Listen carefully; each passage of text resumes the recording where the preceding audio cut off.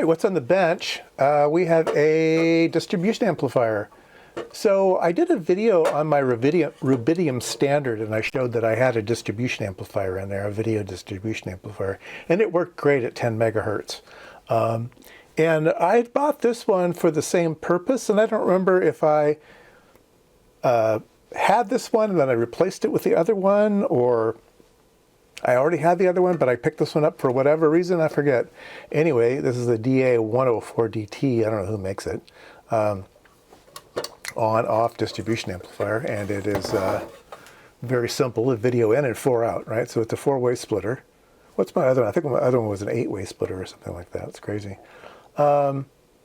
So yeah, that's all this is. That's all there is to this thing. Let's see, who makes this thing? Pelco. All right, Pelco. Revision A0. Oh, look at that. Pelco, Clovis, California. Clovis, California. Wow, Clovis. Amazing. Commercial closed caption TV equipment. So this was used to take video from those black and white old school closed circuit TV cameras and distribute it to various monitors, right? That's what this was used for. Used at 2 amp, 0.2 amps. Okay, so let's hook it up. But let me first mention that the BNCs that are used here are also 75 ohm BNCs, but don't freak out about that. A 50 ohm BNC plugs onto these, and we're not talking about anything need to be perfect. It works just fine. Okay, so even though it's 75 ohms, even though it's a funny dielectric, it's a smaller dielectric size. The 50 ohm will go on there, and the 50 ohms will, the difference between 75 and 50, just don't worry about any of that stuff. We'll see it in use here. I'll hook it up and we'll try it out and show you this. This thing would operate just fine.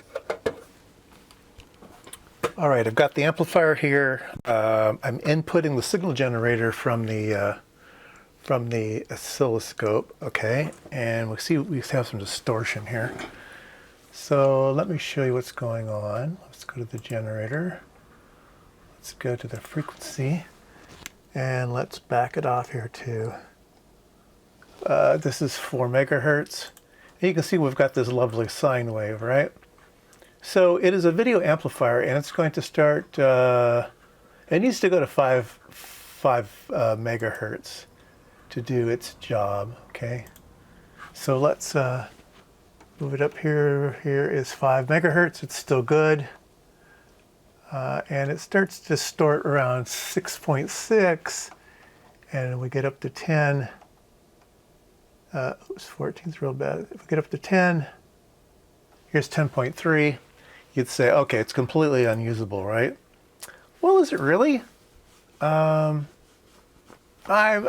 think what we're just worried about is, would it, if you ran, I mean, obviously it's the scope's triggering on it. If you measure this frequency, shouldn't it be okay, right? So let's do a test here.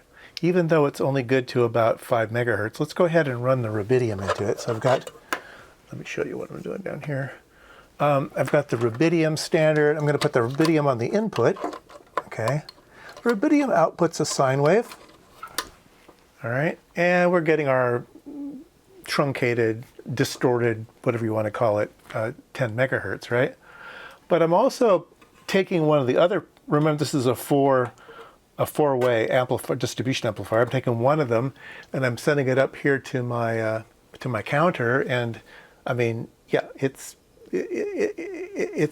counting just fine, right?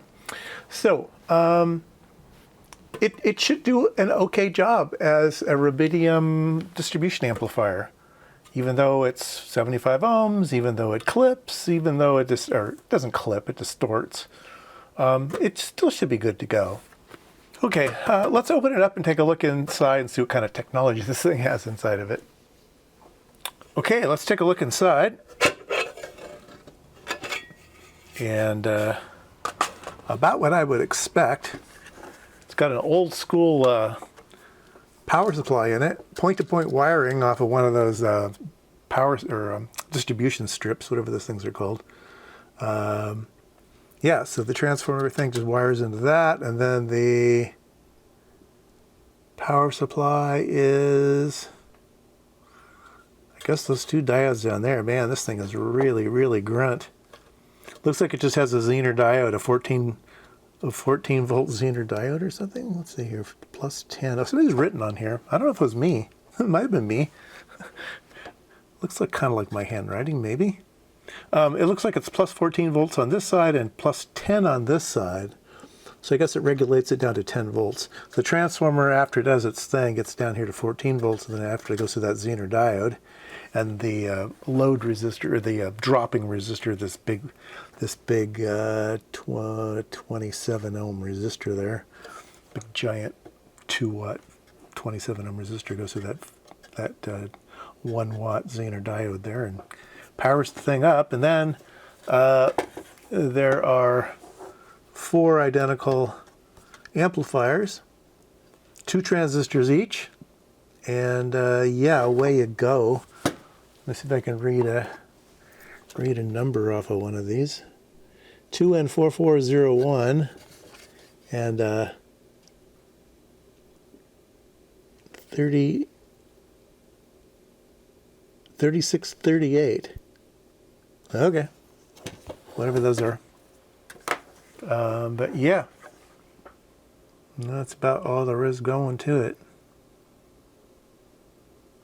Now, if you wanted to, you could put different BNCs on the front. You really want it. There's no reason to. 50 ohm. These are fine. No reason to at all. Don't do it. Don't do it. It will work just fine. And yeah. Okay. Well, that was the video for the day. Just if you're looking to get a Rubidium or a GPS. 10 megahertz reference and you want to send it to different instruments, yeah, look for some of these. They're super, super cheap because nobody does closed circuit TV in analog world any longer. These might be hard to find, actually. I don't know. Maybe they all got thrown away by now, but they used to be dirt cheap, and there was a bazillion of them, so that's when I got this one. But yeah, there you go.